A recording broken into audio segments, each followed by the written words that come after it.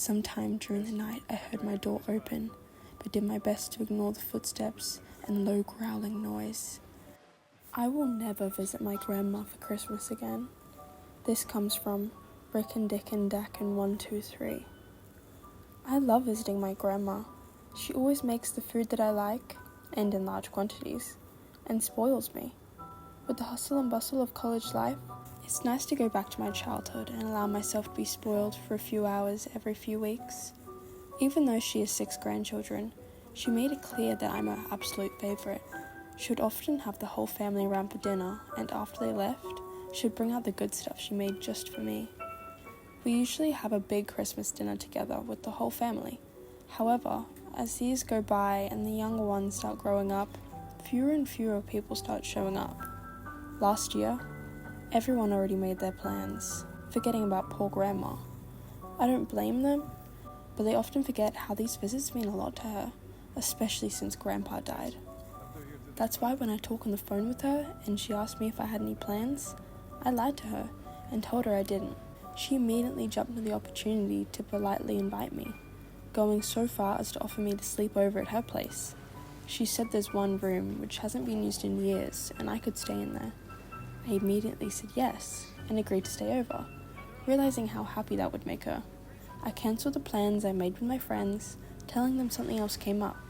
Although they were bummed about it a little, their drinking party wouldn't stop because of me. That was the last Christmas I would ever spend with my grandma. On Christmas Eve, I arrived at my grandma's place and she greeted me like how she always does, with a tight hug and lots of kisses. I barely even stepped inside when she started offering me food. She had already made what could only be described as an all-you-can-eat buffet. We dug in, and once we were done, she showed me to where I could sleep for the night. It was a cozy little bedroom, which apparently used to be my mum's room when she was little. Grandma told me not to leave my room during Christmas night in order to avoid disrupting Santa in his work. She said that if I really need to use the bathroom, I could, but to be extremely quiet and not to go downstairs. On the nightstand, she left a list of things that I should do before I go to bed to ensure I get a good present. I decided to play along and abide by the rules. I told her I'd read it before bed and do everything necessary, and she seemed content with that. She wished me good night and left the room. I was pretty tired from the trip there and the enormous dinner I've eaten, so I lay down on the bed and involuntarily fall asleep within minutes. I awoke a few hours later. I glanced at my watch and realized it was 3:01 a.m. I got up to grab a glass of water downstairs from the kitchen and groggily walked through the dark, trying to avoid any loud noise or turning on the lights, not to wake Grandma. I went downstairs and turned on the kitchen light, gulping down a glass of water. I glanced towards the living room at the Christmas tree, and something caught my attention under the glow of the decorated lights. There was a small plate with the tiny paper that said, "For Santa." I reckoned it was cookies and milk, but when I got closer, I realized that the plate was empty. Red liquid was in it, and right next to the plate was a small bucket. Obviously, I found this weird, but I figured that Grandma may have just forgotten to put it away or something. I turned off the kitchen lights and returned to my room. Just then, remembering the list that my grandma gave me, I grabbed it off the nightstand and started reading. Dear James, thank you for visiting me for Christmas. You made your grandma really happy. Now, Christmas is a little different in this house than what you're probably used to, so it's very important you follow these rules on the list. 1. Make sure to close your windows and ensure they are closed properly. These old windows don't work properly sometimes, so if you feel like cold air coming in, let me know. 2. Don't put any wood in the fireplace after 9 p.m. Santa will be really angry if it's scalding in the chimney or if there's still smoke. 3. You didn't forget about cookies and milk, did you? I stopped reading and chuckled at the list. Grandma clearly wanted me to follow the basic rules for Santa like when I was a kid, but again, I decided to oblige. I continued reading the list. In this household, we don't use milk and cookies. We use raw meat and blood. I already left a bucket in the Christmas tree, and there's a raw piece of chicken I put on the plate, which Santa sure loves his diet. 4. If you're woken up by the sound of scratching or knocking on your window, ignore it. Your room is on the second floor. There is no way to reach up to it. In fact, it's best not to look there. But if you see someone beckoning you, pretend they're not there. They may try and open the windows from the outside.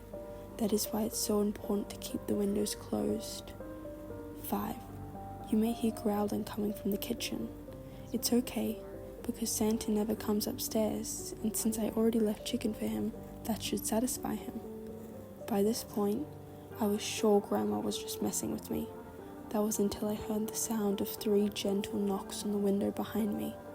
I froze in place, staring at the list, but practically staring through it.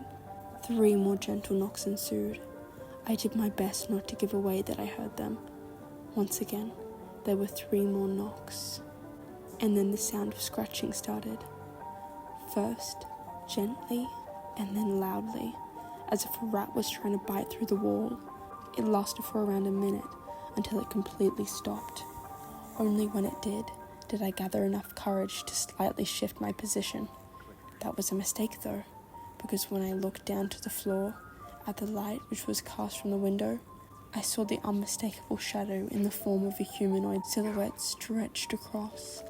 I couldn't tell for sure, but it looked like whoever was there held both his hands on the window and stared directly towards me.